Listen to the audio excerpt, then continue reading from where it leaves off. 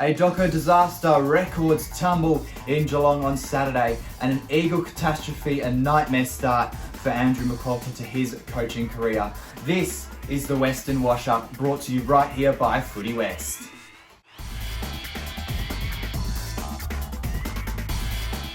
Hello everyone, this is the Western Washup. Welcome to the show. My name is Lucas. I will be the host of the series throughout the year, and welcome and thank you for your support so far on the shows throughout the year. We've got a couple weekly shows now, the Western Washup and what's ahead in the West, so plenty to look forward to on that in the coming weeks. But we'll start today recapping the round one action, and well, it was a nightmare for the Dockers in their season opener down in Geelong. They got pummeled by 78 points, and many were probably shocked a bit by the result. There were probably some Freo fans who were less shocked by it, in all honesty. I know they were a bit sort of skeptical about how they would go this year. And for the Eagles, well, it was a nightmare start to a branded new chapter, and nothing really went right for them. And that brings us to the first edition of the Western Footy Fury.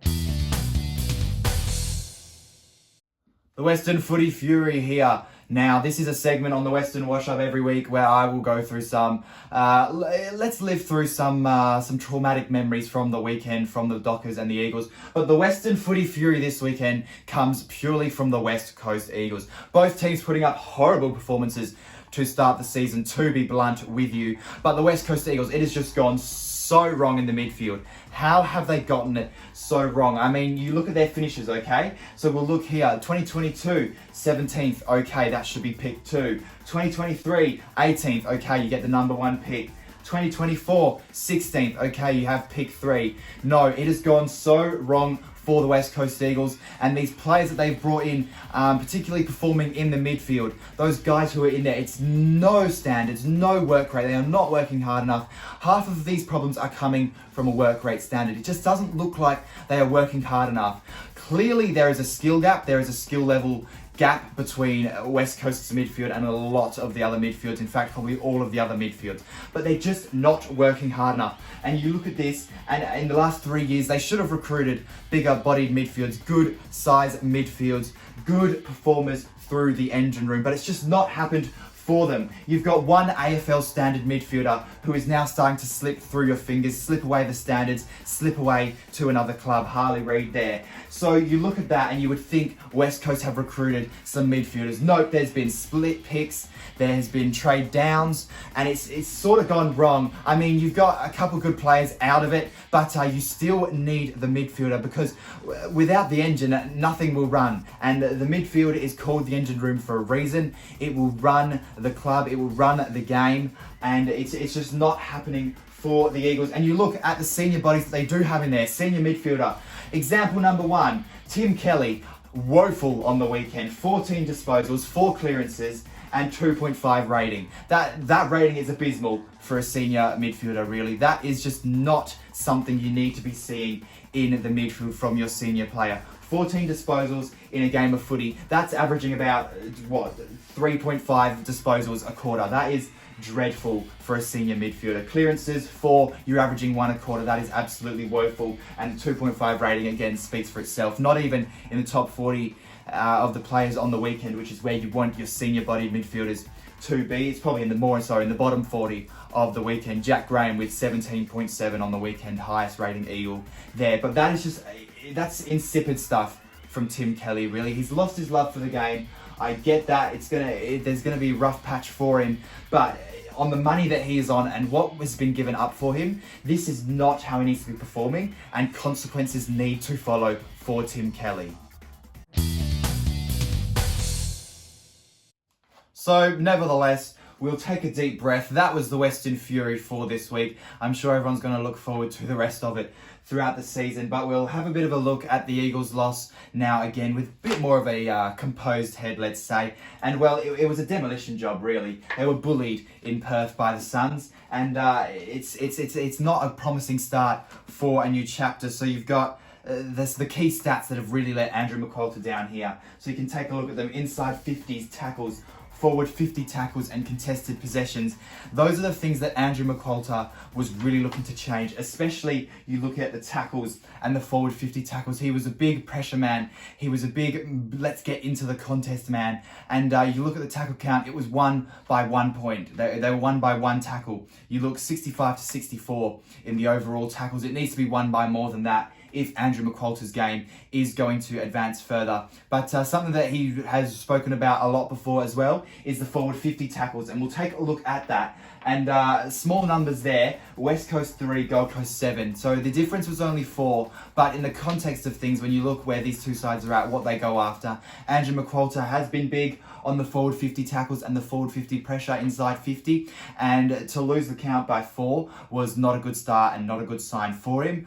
And I'm sure he'll be able to fix these things up during the week. He said in his press conference that it's his job to get the answers and to fix these things up, but losing a forward 50 tackle count by 4 and only laying 3 for the whole match, that's less than 1 a quarter, and that's just dreadful for his game plan, to be frank. And it's a new game plan. He's a new coach, so these things will take time to click, but you would expect better things to start at least, and you'd expect to see a little bit of everything throughout the game and put up a better performance than that.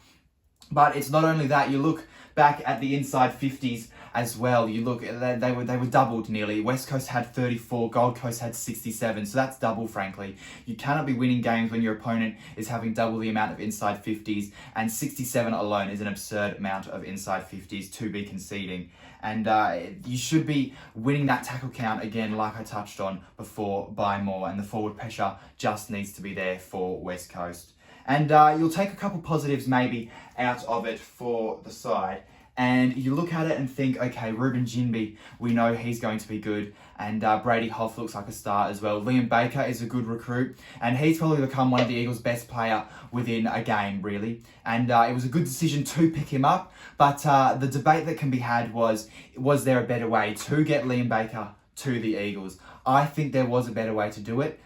It would have been as simple as trading Tom Barras straight directly to the Hawks for their pick 12 or pick 14, whatever it was, and in exchange sending that back for Baker. You would have got Jack Graham as well anyway with the free agency. And Matt Owies, while he was good, he was probably not really a game changer too much in that game. In the future he might be, but I probably wouldn't have been too big of a loss to lose Matt Owies in that trade. So I reckon there was a better way to get Baker, but nevertheless he's here now and he's become one of our best players. So people are going to criticise Liam Baker and criticise West Coast for getting him in, but the matter of the fact is he is probably in their top 3 to 5 players currently already. So it shouldn't be a criticism of him coming to the side. I think it should be a criticism of how he came in necessarily like that, not giving up the pick 3, just sending Tom Barras over for the pick 14 and using the pick 14 for Liam Baker. And that would have been a bit more direct there. So there's some things to look back on there for the Eagles. But we'll move on to the Dockers quickly. And that was another pretty disappointing performance from the West. West Australian footy probably not in the best spot that it should be. I mean, you look at them and Geelong, they hammered them. It was a 78-point thrashing, the biggest under Justin Longmuir. So there are already problems and alarm bells sounding in the coaching box for Justin Longmuir. Does he keep his spot going to the end of the year? I don't think so now. I was confident in his ability this year, and I'm saying all this on the show today, and it's been one game. I really get that. I do understand that it's round 1, and I expect West Coast, their new game plan and their new coach and all those new strategies and plays will come through. I believe it will pull through, but it's an insipid showing from both of these sides in a season opener, because in a season opener you want to be seeing glimpses of what you can do, and I don't think we saw very much from either team in their glimpses of what they can do. So you would expect things will get better because it is round 1. You wouldn't want to be having these games, say round 10, round 15, middle of the season, where there's not enough time to necessarily turn things around. It is round 1. Things can be fixed, but it is alarm bells early for both of these sides. But Freo hammered by 78 points in Geelong, and Geelong's pressure, their tackles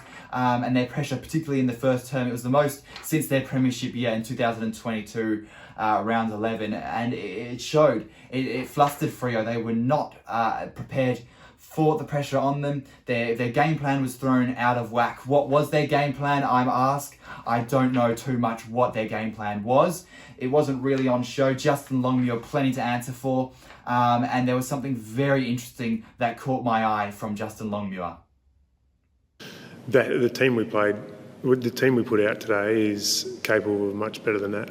So I'll put my hand up. Maybe I obviously clearly didn't prepare them the right way.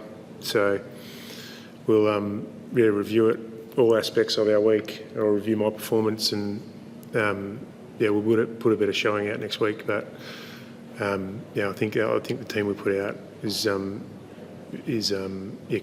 produce a much better performance than that. So there you have Justin Longmuir saying he has not prepared his team right. How do you not prepare your team right? You know who you're up against. You do vigorous study on your opponents. You know who you're going to have out there. And he kept saying that the team was capable, then better, of what they put out. So why didn't they? Why haven't you prepared them the way they should have been, and why didn't they perform the way they should have? Because your job as the coach at the end of the day is to prepare them for what's in front of them and prepare a game plan that is going to be able to make them win. So that was something that very interesting that caught my eye, and it starts to seem like something that's really starting to mount on Justin Longmuir. There is a lot of pressure on him now to perform, and I'm really starting to get genuinely concerned about his position at the Dockers. Is he the right man for this? Because there is no doubt that this list is talented. There is talent on this list, but it's going to go nowhere if performances like this keep happening. And if he continues to coach like this and continues to underplan and continues to misplan as well, then it's going absolutely nowhere. They are going to constantly stay mediocre, middle of the table, and it's going to be just despair for the Dockers really and their fans. So there's genuine concerns there for Justin Longmuir, and it could be an overreaction. It could be an overreaction to one game, round one of a new season. But the flip side is, what if it's not? What if people are sort of blinded by the fact, okay, this is round one, it's fine, we will get better. But what if that's not the case? What if people are blinded by the fact that it's round one and it keeps happening, and it's like, okay, it's round two, there's time to change. Okay, it's round three, it's time to change. Okay, round four, round five, hang on a second, is anything actually changing? That's the concern I have for both the Dockers and the Eagles. I think the same thing of the Eagles. What happens if we get to round five and we're like, oh dear, it's still happening, when nothing's changing? I thought it would change after a couple games. Nothing's changing. So while I understand it's round one arguments completely, because there is heaps of time for things to change, you also don't want it to be happening for too long. And I worry for Fremantle that this is now going to keep happening for too long, because Justin Longmuir does not sound confident at all in his performance from that game, and that can really weigh you down going into future weeks, thinking, hang on, am I preparing this right? And then you start overthinking or underthinking, and you start saying the wrong things. So that's a genuine area of concern that I have for the Dockers. But you look at their list, and I would think that they are making finals. So I don't think there's too much to worry for the Dockers. I do think they'll probably come good in the end, but it would play a bit of a piece in the back of your mind, worrying if Justin Longmuir is going to get it right, and if this is going to keep happening, or if this is just a one-off and it was a bad day and you reset and you go again. But you can look, I mean, there were more positives there for the Dockers in their game than there were for the Eagles, I think, in their game. You got that 4-goal burst from Murphy Reid in the third quarter. He's going to be a star. I think Alex Pearce played pretty well after halftime, and he was trying to lift the side back into it. But they are probably about the only positives that you can take out of it for the Dockers, and there's probably even less for West Coast. So I think there's definitely genuine concerns for both sides, both WA sides going into next round. There will be more on that on Wednesday for what's ahead in the West right here on Footy West. So there's plenty to look at going to the future, but some pretty poor performances there in round one by the Eagles and by the Dockers, and you would expect things, particularly for the Dockers, to get better quickly, and the pressure will pile on them if things don't. And we'll look at the injury room as well just before we go. You've got Jake Waterman was subbed out in the third quarter with a calf sort of niggle. Andrew McQualter in his press conference did say it was awareness. So that'll be a watch for the West Coast Eagles going into this week, as to Liam Duggan. There was something going on there with his ankle, I believe. So that will also be a watch going into the week. We'll have the latest on that in What's Ahead in the West on Wednesday. And also Sam Swikowski as well. He had a bit of a groin issue, I think, for the Dockers in that game. I think that happened sort of second, third quarter. And so that's something that's probably going to arise at the team meeting for Justin Longmuir, because Sam Swikowski, I think, is a very good player for the Dockers. He's a very good small sort of half-forward player for them, and he's pivotal to their ball movement. So that's going to be a big loss for them, in my opinion. But that will be it for the Western Washup this week. That's my review of these two sides. Stick around for more content right here on Footy West. Don't forget What's Ahead in the West every Wednesday, and the Western Washup every Monday. So stick around for that every week, plus more exciting content here on Footy West. That is the Western Washup, though, for this Monday. Thank you for tuning in, and I hope to see you again back soon on Footy West.